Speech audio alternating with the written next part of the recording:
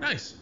Let's do it. Well, Hey, the masters they said no fans, and I'm glad they don't have any slaves either. Oh man, Ow. those are long days ago. Those are long days. I'm glad. hey, B-Dubs, you know how we know you're on when Beastie's, behind the glass over there, he gives the arm pumping motion like he's sprinting.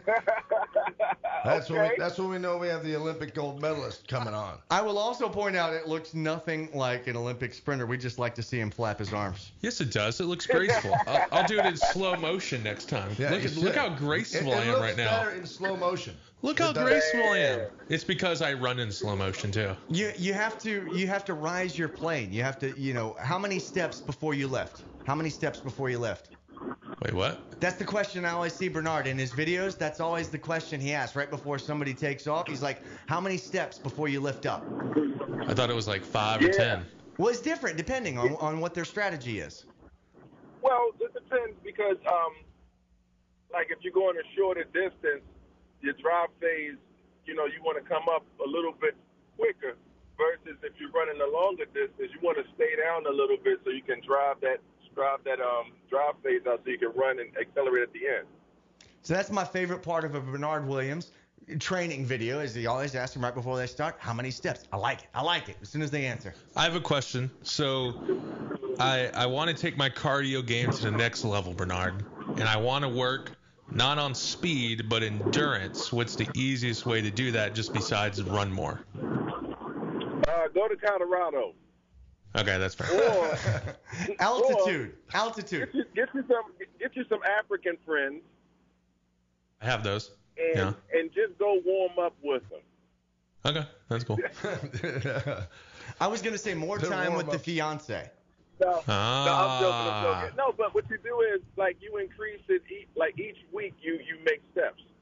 Like if you wanted to go like 5 minutes nonstop, you go 5. Then another week you may go 8 minutes, and then 10 minutes, and then like if you're doing sprints, you'll do maybe 4 100-meter sprints where you walk 100, then run 100, and then the following week you can move up to 6 weeks, and then 8 weeks. So if you want to build endurance as well as speed, you go up each week and make progress with it.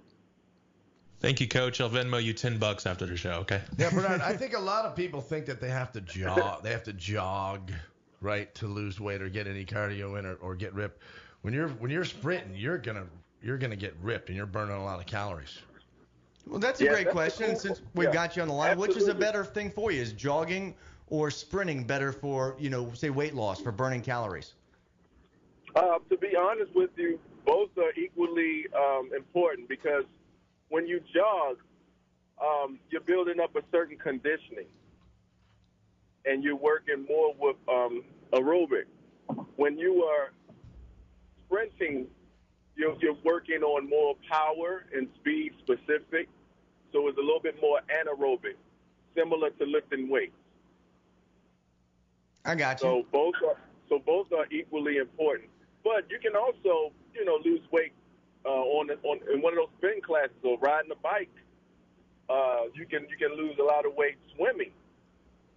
It just depends on what our limitations are in reference to people having knee surgeries or back pain, or if it's high intensity, or what your purpose is.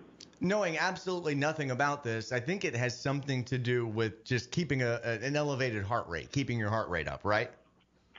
Yes. So you can do many things. You don't have to just sprint. You can ride the bike, you can swim, you can do distance, but you can sprint at the end of your jogs. You don't have to jog completely. You can jog, sprint, then jog, then sprint. There's so many ways to get tired and burn calories. So I want to get your comments on this before we get out of here. I know you're a fan of the NBA. They made the decision to suspend the season. The NCAA basketball tournament right now, as it stands, they're going to play that without fans in the attendance. I anticipate by this afternoon we're going to hear that the NCAA tournament has been canceled as well. Want to get some of your thoughts on that. I think the NCAA should cancel as well because our high school nationals this week was canceled in New York, and it's basically for the safety of the people so it doesn't spread. And if the fans are not in there, the players are the ones who are sweating and high-fiving and slapping and huddled up with each other and against each other. Those are the ones that should be concerned too. If no fans are there and you're scared for the fans, should be equally the same for the players.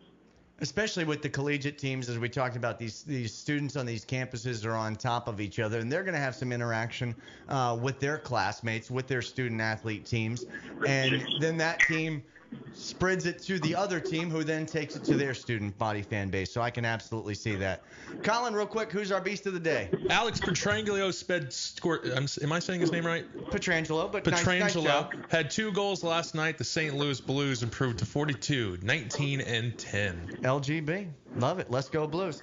Bernard, always appreciate you being a part of the show. Great comments today. Thank you so much for that. Great insight there. And for Major League veteran Scott Heeman, for the Beastie, and for myself, that's going to do it. We'll be back for a Good Friday tomorrow.